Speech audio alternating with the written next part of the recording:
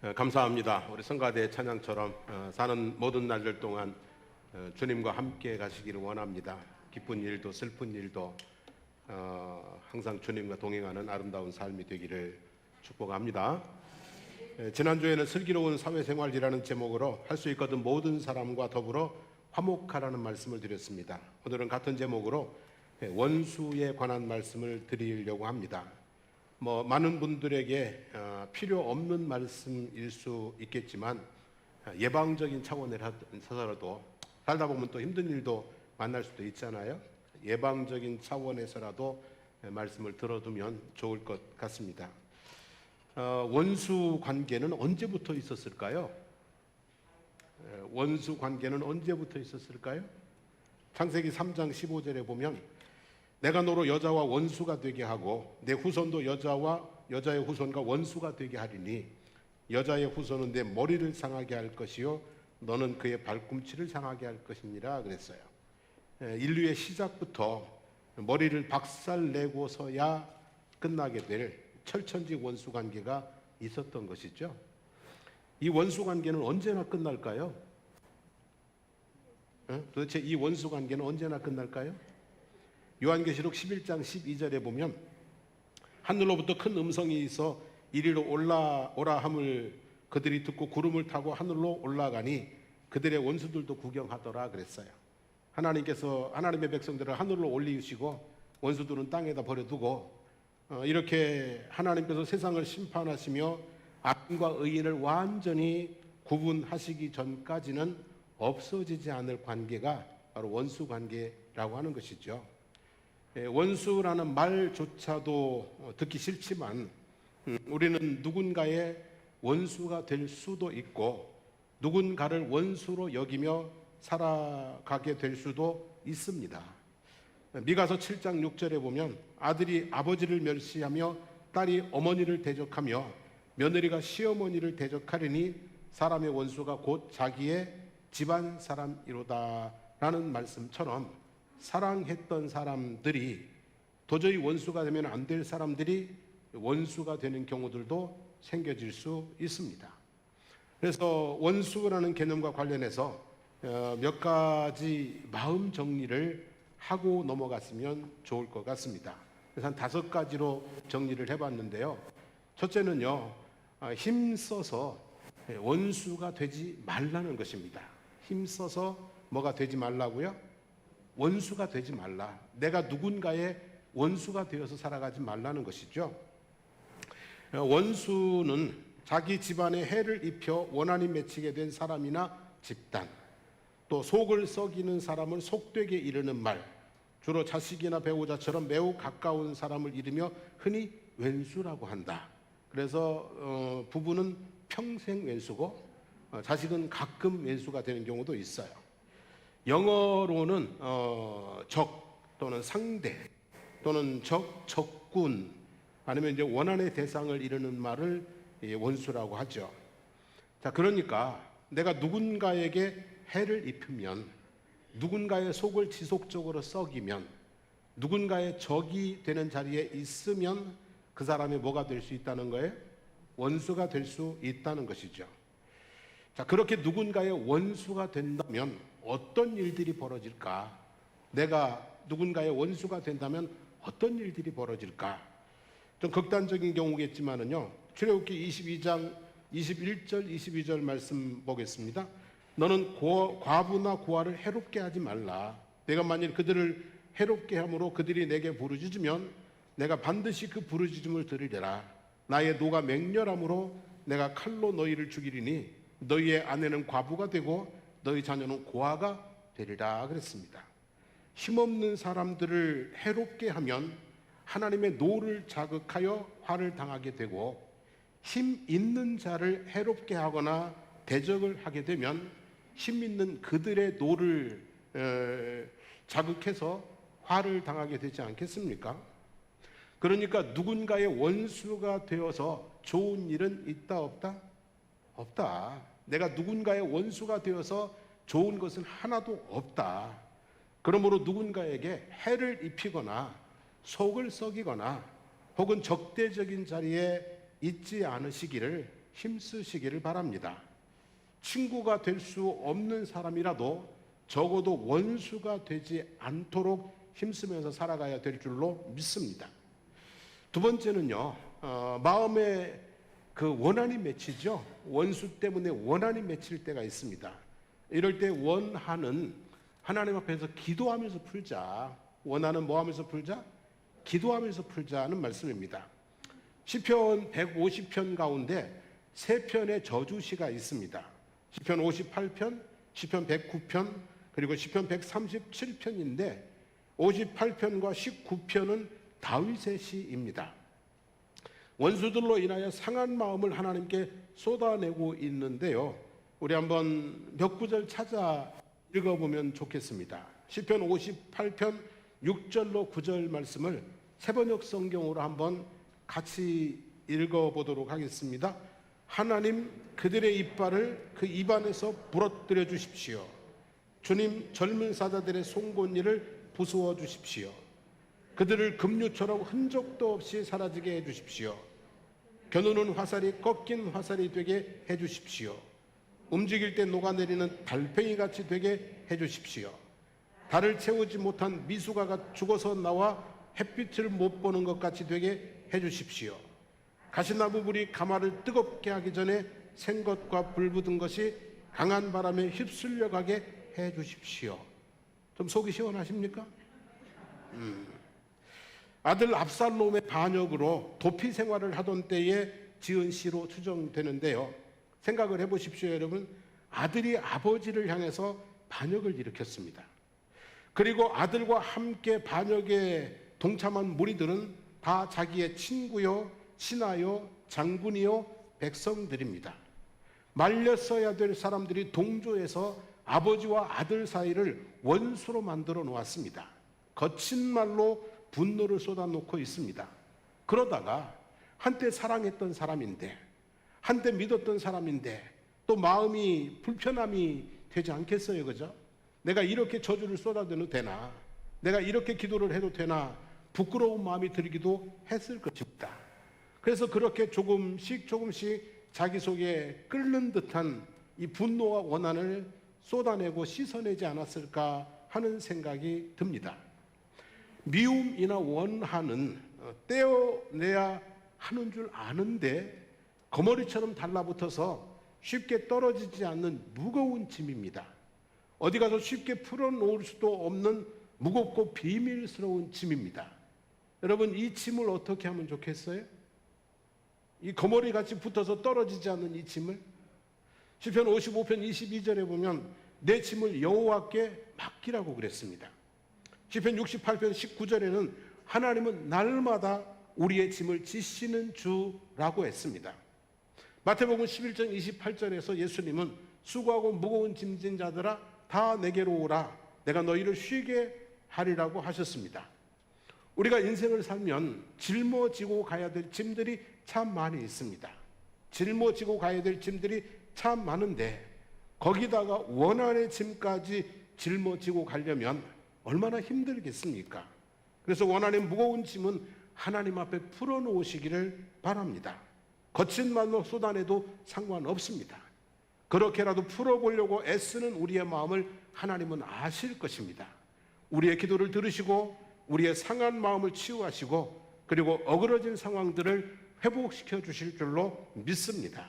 그래서 마음속에 있는 깊은 미움이나 원한은 또는 분노는 누구 앞에 쏟아놓는다고요? 하나님 앞에 기도로 쏟아놓으면서 살아가시기를 바랍니다. 세 번째는 원수를 갚으려고 하지 마라 그랬습니다. 원수를 뭐 하려고 하지 마라?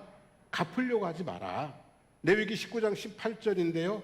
원수를 갚지 말며 동포를 원망하지 말며 내 이웃을 사랑하기를 내 자신과 같이 사랑하라. 나는 여호와 신이라 했습니다. 자, 오늘 본문 19절 말씀에 너희가 친히 원수를 갚지 말고 하나님의 진노하심에 맡기라고 하셨습니다. 원수를 갚지 말라고 하시는데 도대체 이유가 뭘까? 한번 곰곰이 생각을 해봤어요. 원수를 갚지 말라? 왜 갚지 말라고 하지? 난 갚고 싶은데? 그래서 생각을 해봤더니요. 첫째 이유는요. 저나 여러분들은요. 원수를 갚을 수 있는 사람들이 아니기 때문에 그래요. 저나 여러분들은 원수를 갚을 수 있는 사람들이 아니에요. 예수를 믿는 믿음 때문에 갚을 수가 없어요. 그리고 제가 보니까 착해서, 다들 착하게 생겨가지고 원수를 갚을 수가 없어요. 힘도 없어서 원수를 갚을 수가 없어요. 아주 태생적으로 사는 방식들이 원수 갚을 수 있는 사람들이 아니에요. 여러분, 우리를 향해서 주님이 말하죠. 내가 너희를 보내는 것이 양을 이리 가운데 보내는 것과 같다 그랬어요. 양과 이리 중에서 누가 누구의 원수가 되겠습니까, 여러분? 양이 이리의 원수가 되겠습니까? 이리가 양의 원수가 되겠습니까? 대부분은 그러겠죠, 그죠? 이리가 양의 원수가 될 것입니다. 그런데 양이 이리에게 원수를 갚을 힘이 있어요, 없어요? 없어요. 그러니까 꼭 원수를 갚으려면 평생을 준비해야 갚을까 말까예요. 그러면 원수 갚겠다고 평생을 준비하는 동안에 그 마음속에는 무엇으로 사무쳐 살아요? 원한에 파묻혀 살게 된단 말이죠. 그러니까 원수를 갚지 뭐라고요? 말라는 거예요. 원수 갚을 능력도 안 되는데 원수 갚으려고 하다가 인생을 원한 가운데 살게 될 것이니까 원수 갚지 마라, 이렇게 말씀하시는 거죠. 두 번째 이유는요, 원수는 갚는다고 끝나는 게 아니에요. 갚아서 거기서 딱 끝나버리면 되는데 원수는 그러지 않아요. 어떤 사람이 모든 사람에게 원수라면 원수를 갚으면 박수를 받을 것이에요. 원수를 갚음으로 the end, 끝나게 될 거예요. 하지만 그가 누군가의 사랑하는 남편이고 존경하는 아버지이고 우애 좋은 형제라면 그 끝은 또 다른 시작이 되는 거예요. 내가 원수를 갚음으로 그쪽의 사람들에게 내가 또 뭐가 돼요? 원수가 되는 거죠. 결국 원수 갚음으로 끝나는 경우가 별로 없습니다. 그래서 원수는 원수를 낳는다고 하죠. 안 갚으면 나로 끝나고 갚으면 자식에게로, 집안에게로 확장되고 대물림되고 마는 거죠. 그래서 로미오와 줄리엣처럼 그 집안의 비극을 만들어낼 수도 있는 것입니다. 그래서 원수를 뭐 하지 말라고요? 갚으려고 하지 말라는 것이죠. 세 번째 이유는요, 하나님께서 갚아주시겠다는 거예요. 내가 갚아줄게. 너 힘들게 원수 갚으려고 하지 마. 내가 갚아줄게. 하나님이 갚아주시기 때문이에요. 성경에는 하나님께서 원수를 갚아주시는 이야기가 참 많이 기록되어 있습니다. 그 중에서 한 3곳만 찾아봤는데요. 사무엘하 2장에 보면 한나의 경우가 있습니다. 한나와 분인나는 원수 관계였어요. 한나는 본부인이고 분인나는 한나가 아이를 낳지 못해서 드린 둘째 부인입니다. 한나에게는 변함없는 남편의 사랑이 있고 분인나에게는 여러 자녀들이 있었습니다. 그래서 분인나는 남편의 사랑을 받지 못하는 분인나가 한나를 괴롭히고 없이 여겼습니다. 너무너무 힘들게 했습니다. 너무 괴로운 마음에 하나님 앞에 울면서 서원하면서 뭐 했어요? 그 마음을 토로했어요. 기도했어요. 그랬더니 하나님께서 한나의 기도에 어떻게 응답하셨냐면 사무엘상 2장 5절 말씀입니다. 같이 한번 읽어볼까요? 전에 임신하지 못하던 자는 7을 낳았고 많은 자녀를 둔 자는 쇠약하도다 그랬습니다. 하나님께서 한나의 원통함을 뭐 하셨어요? 풀어주셨고 한나의 원수를 뭐 하신 거예요? 갚아주신 거예요. 7 자녀를 낳게 하심으로 갚아주신 거죠. 사무엘하 21장에 나오는 기브온 족속 이야기가 있습니다. 다윗 왕 시대에 3년 동안 연속 기근이 있었습니다. 그래서 다윗 왕이 하나님 앞에 나가서 기도를 했습니다. 어찌된 일인지, 무엇을 잘못된 것인지, 어떻게 해야 되는지 하나님 좀 알려주십시오. 그리고 하나님 앞에 나가서 간곡히 기도를 했습니다. 그랬더니 하나님께서 대답하셨습니다. 사울과 피를 흘린 그의 집으로 말미암이니 그가 기브온 사람을 죽였음이니라 그랬어요. 사울과 그 집 사람들이 누구를 죽였다고요? 기브온 사람들을 죽였다는 거예요. 기브온 사람들이 어떤 사람이냐면 아모리 족속 중에서 남은 사람들입니다. 여호수아가 가나안 땅을 점령에 들어갈 때 아주 멀리서 온 나그네인 것처럼 꾸미고 거짓으로 화친 조약을 맺었습니다. 근데 가나안 7 족속을 진멸하는 것이 하나님의 명령이었지만 화친 조약을 맺었기 때문에 죽일 수는 없었어요. 그래서 대신 어떻게 했냐면 하나님의 성전의 종으로 살게 했어요. 성전에서 물 길어 오고 나무 패고 이런 아주 그냥 종으로 살게 했단 말이죠. 그렇게 약 400년 동안을 성전 종으로 살아온 사람들이 기브온 사람들입니다. 근데 사울과 그의 집 사람들이 인종 청소를 해버린 거예요. 이 기브온은 원래 우리 족속이 우리 민족이 아니다. 이들은 원래 아모리 족속이니까 이들을 처단하자 해서 기브온 사람들을 무차별로 학대를 했습니다. 학살을 했어요. 그래서 원한이 사무치지만 왕이 그랬으니 원한을 갚을 길이 있어요, 없어요? 원한을 갚을 길이 없어요. 그러니까 남은 기브온 사람들이 성전에 물 기르면서 나무 쪼개면서 하나님 앞에 원통함을 뭐한 거예요? 토로한 거예요. 그래서 하나님께서 그들의 원한을 풀어주신 것이죠. 다윗 왕 때에 3년 기근을 통해서 사울과 그 집의 죄를 드러나게 하셨고요. 사울의 자손 7을 목매어 달아 원한을 풀어서 하늘에서 비가 내리게 했다는 이야기가 있습니다. 또 대표적으로 다윗의 경우가 있습니다. 다윗 시편 25편 19절에 보면 내 원수를 보소서 그들의 수가 많고 나를 심히 미워하나이다 그랬어요. 다윗의 원수가 뭐하다고요? 많았어요. 원수가 많았어요. 그리고 심히 뭐하다고요? 미워하다. 보통 관계가 아니라 정말 심한 원수 관계였다 이런 말이죠. 근데 우리가 잘 아는 시편 23편의 말씀 보면 23편 5절 말씀입니다. 주께서 내 원수의 목전에서 뭐를 차려주시고 상을 차려주시고 기름으로 내 머리에 부으셨으니 내 잔이 넘치나이다 그랬어요.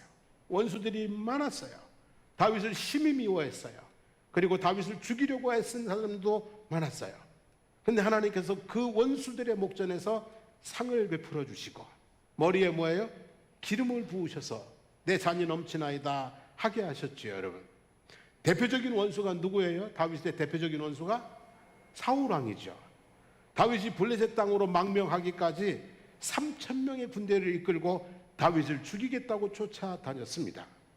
그리고 이 사울의 주위에는 이간질하면서 사울왕과 다윗왕 사이를 갈라놓은 원수들이 있었어요. 그래서 제 생각에는 아마도 사울은 천천히요 다윗은 만만이라는 노래도 그 원수들이 사울과 다윗왕을 뭐 하려고요?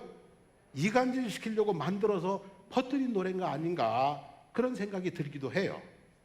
그런데 하나님께서 말이죠, 그 이간질시키면서 다윗을 죽음으로 몰아냈던 그 원수들 앞에서 상을 차려주셨어요. 기름으로 머리에 부으셨어요. 이 말은 무슨 얘기냐면 기름을 붓는다는 얘기는 뭐예요? 왕으로 세운다는 얘기잖아요. 그 이간질에서 다윗을 밀어내려고 죽이려고 했던 그 원수들 앞에서 다윗을 왕이 되게 하셨다는 말씀이죠. 그들의 머리를 떨구고 그들의 입을 굳게 닫고 그들을 두려움에 떨게 하셨다는 말씀입니다. 참 멋지게 하나님이 뭘 갚아주시는 거예요? 원수를 은혜로 복으로 갚아주시는 모습을 볼 수가 있습니다. 여러분, 이처럼 원수를 갚지 말라고 하시는 이유가 있어요. 그죠? 첫째는요, 저와 여러분들은 원수 갚을 능력이 안 돼요. 그럴 만큼 모지고 독하고 힘있지 않아요. 둘째는요, 원수를 갚는다고 끝난다고요? 안 끝난다고요? 안 끝나요, 여러분. 우리가 조금 갚으면 저쪽에서는 세게 또 갚아옵니다. 그래서 안 끝나요. 세 번째는 누가 갚으신다고요? 하나님이 갚아주세요. 하나님이 아주 멋지게 갚아주실 줄로 믿습니다. 자, 그 다음에 네 번째로는요, 선으로 악을 이기라 그랬어요. 선으로 악을 이기라. 성경은 원수의 악을 선으로 이기는 구체적인 예를 몇 가지 가르쳐주고 있는데요. 잠언 24장 17절 말씀입니다. 읽어보겠습니다. 내 원수가 넘어질 때에 즐거워하지 말며 그가 엎드러질 때에 마음에 기뻐하지 말라 그랬어요. 사실은 이 정도 되면은요, 박수라도 치고 싶은데, 춤이라도 추고 싶은데 기뻐하지 말고 즐거워하지 말라 그래요. 인격적으로 그 원수보다는 좀 우위에 있는 삶을 살라는 말씀이에요. 그래도 예수 믿는 사람인데 인격적으로 좀 뭐예요? 우위에 있는 그런 모습이어야 되지 않겠냐라고 하는 것이죠. 출애굽기 23장 4절 5절 말씀 읽어봅니다. 내가 만일 내 원수의 길 잃은 소나 나귀를 보거든 반드시 그 사람에게로 돌릴지며 내가 만일 너를 미워하는 자의 나귀가 짐을 싣고 엎드러짐을 보거든 그것을 버려두지 말고 그것을 도와 그 짐을 부릴지니라 그랬어요. 사실은 모른 채 하고 지나가고 싶습니다. 아무도 찾지 못하도록 더 멀리 보내버리고 싶을 수도 있습니다. 힘들게 도와주고 싶은 생각 전혀 없습니다. 그런데도 불구하고 뭐 하라고 그랬어요? 그죠? 도와주라고 그랬어요.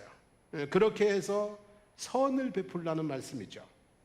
잠언 25장 21절에 보면 내 원수가 배고파 하거든 음식을 먹이고 목말라 하거든 물을 마시게 하라 그랬습니다. 마음으로는 듣지 않지만 인간의 도리상 아니면 하나님의 말씀에 순종하는 마음으로 그렇게 해야 된다는 말씀이죠. 여러분, 우리가 이렇게 악을 선으로 이기려고 할 때에 그 사람은 내게 악을 베풀었지만 나는 그 사람에게 선을 베풀 때에 어떤 일들이 벌어지느냐. 오늘 본문 20절 말씀, 그리함으로 내가 숯불을 그 머리에 쌓아 놓으리라 그랬어요. 여기 이 말씀을 보면은 뭐 화를 베풀게 된다 이런 뜻으로 들려지는데요. 잠언 25장 22절을 보면 다른 느낌이 있어요.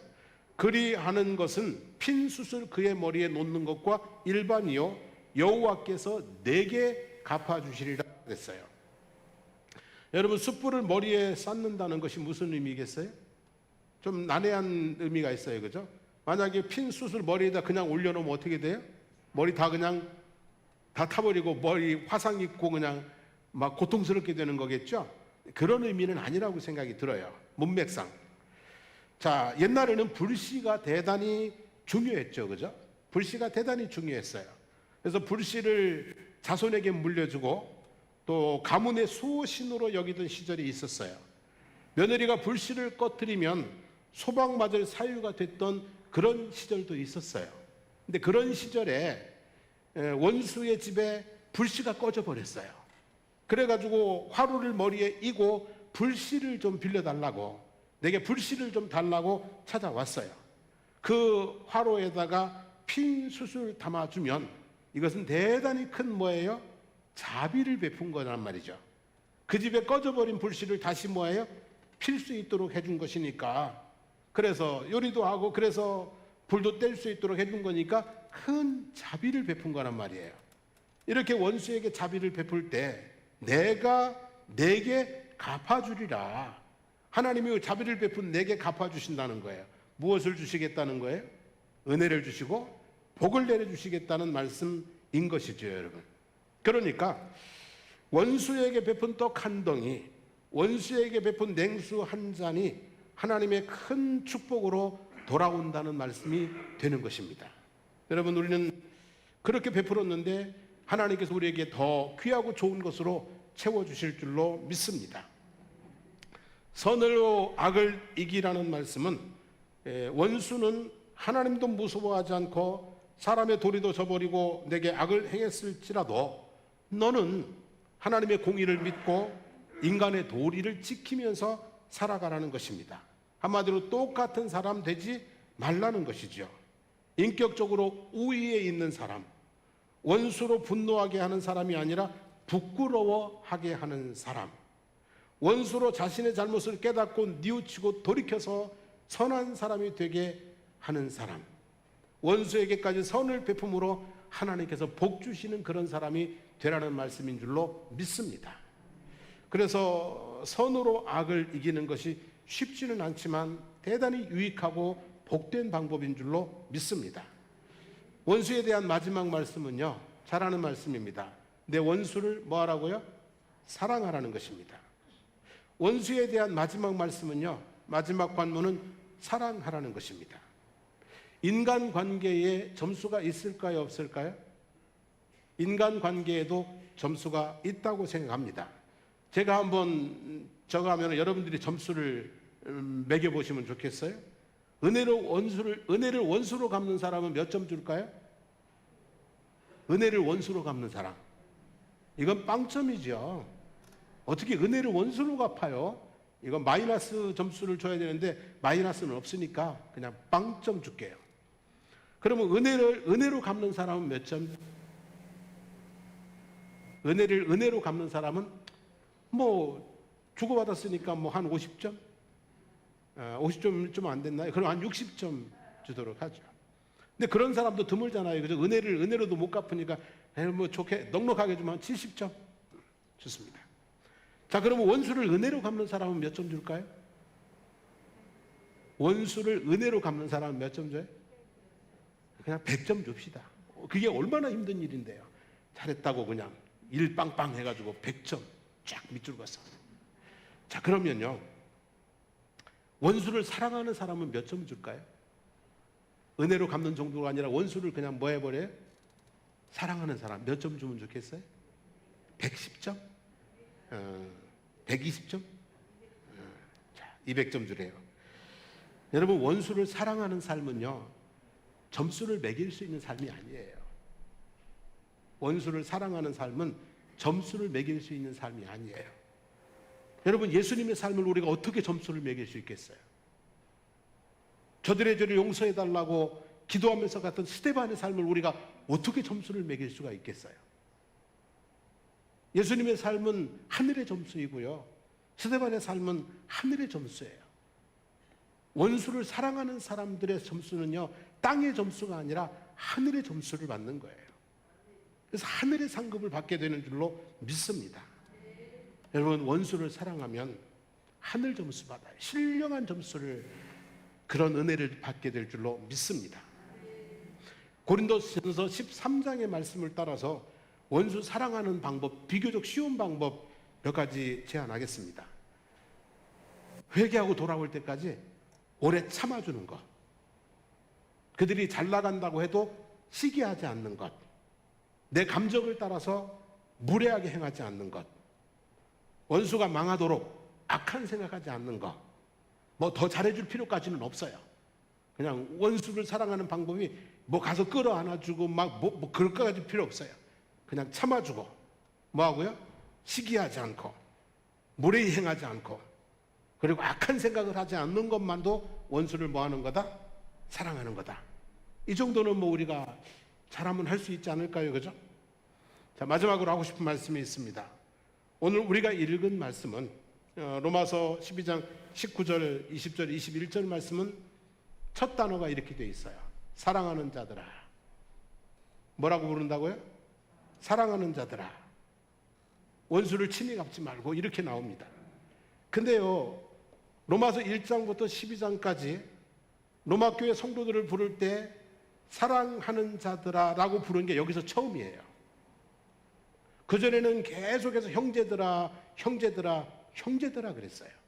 근데 오늘 읽은 말씀에서 사랑하는 자들아 라고 불렀어요. 다시 말하면 오늘 이 말씀은 하나님께서 저와 여러분들을 뭐 하셔서? 사랑하시기 때문에 주신 말씀이에요. 하나님이 저를 사랑하시고 여러분들을 사랑하시고, 때로는 원수 때문에 가슴 아파하고 원통해하고 잠 못 이루는 여러분들이 안타까워서 하나님이 주시는 말씀인 줄로 믿습니다. 그래서 여러분, 이 말씀이 하나님이 나를 사랑하셔서 주시는 말씀이구나, 이 말씀대로 살면 내가 평안하고 내 삶에 하나님의 은혜를 담고 하나님의 복이 임하겠구나, 이런 믿음을 가지게 되기를 원합니다. 사랑하시기 때문에 주신 말씀이다 라는 것 마음에 꼭 새기시고요, 오늘 주신 말씀들 마음에 담고 승리하는 삶이 되기를 주의 이름으로 축복합니다.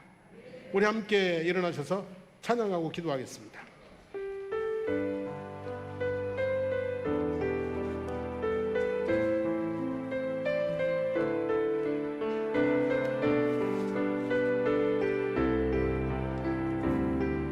예수의 이름으로 나는 일어서리라. 예수의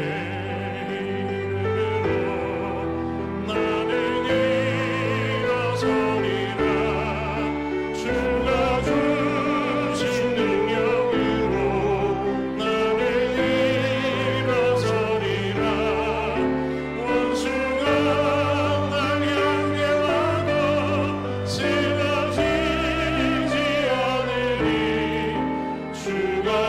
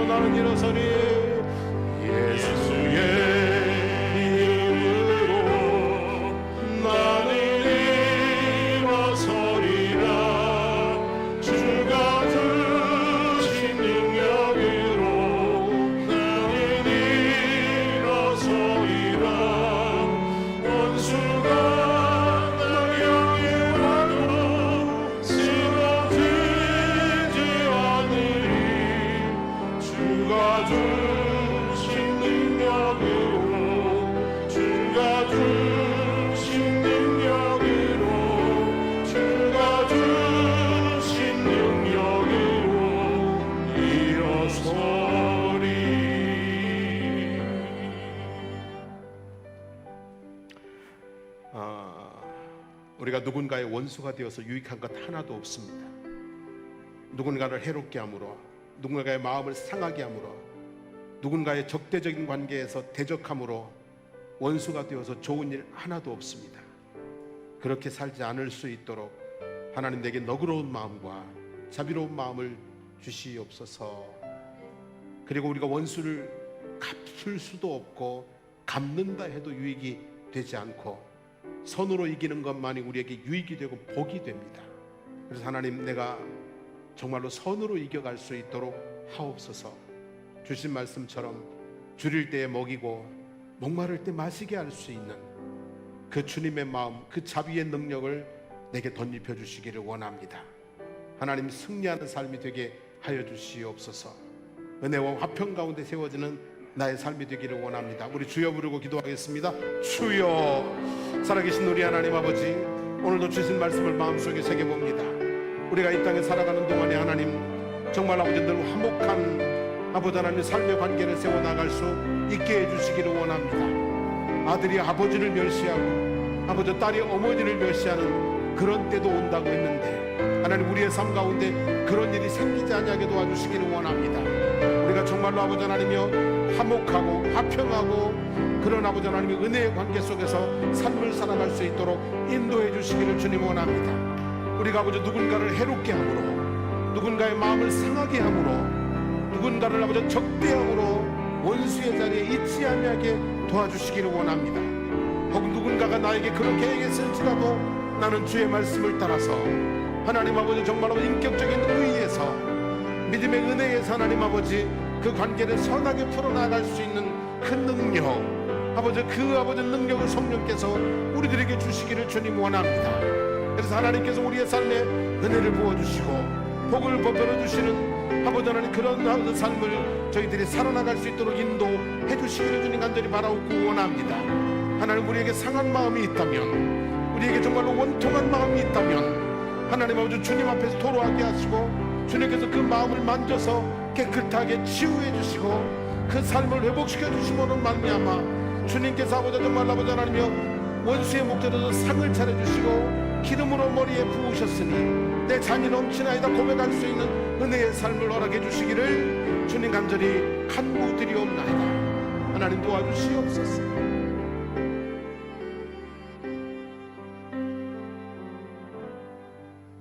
하나님, 힘써 원수가 되지 않게 하옵소서. 힘써 원수를 사랑할 수 있게 하옵소서. 우리의 삶의 평화와 그리고 화목과, 그래서 하나님이 주신 기쁨과 평안함과 행복이 넘쳐나는 삶이 될 수 있도록 인도해 주시기를 원합니다. 우리의 허물과 죄가 있다면 용서해 주십시오. 우리의 상한 마음, 원통한 마음들은 주님께서 만져주시고 치유하시고 또 회복시켜 주시기를 주님 간절히 간구드리옵나이다. 오직 하나님의 기쁨만 충만한 저희들의 남은 생애가 되도록 은혜를 베풀어 주실 줄로 믿습니다. 오늘도 주님의 이름으로 모였습니다. 주님의 이름으로 선포합니다. 성도들의 몸을 힘들고 어렵게 하는 모든 질병과 고통들은 떠나갈지어다. 성도들의 마음을 힘들고 어렵게 하는 염려와 근심과 두려움과 그리고 모든 원통함들도 예수 이름으로 명하노니 떠나갈지어다. 삶을 짓누르고 있는 모든 무거운 짐들 풀려질지어다. 하나님의 은혜로 말미암아 형통하고 복된 삶이 되도록 영육간에 복내려 주시기를 간절히 간구드리옵나이다. 이제는 우리 주 예수 그리스도의 하나님의 은혜와 하나님 우리 아버지의 영원 무궁하신 사랑하심과 성령의 교통하심이 이제 하나님 주님 주신 말씀을 따라서 모든 이들에게 은혜를 끼치며 살아가기를 마음에 다짐하는 성도들 머리머리 위에 삶의 모든 걸음들 가운데 그 가정과 하는 일들 위에 우리 사랑하는 장성복 교회와 거제 지역과 나라와 민족 위에 이제부터 영원토록 함께 하시기를 축원하옵나이다. 아멘.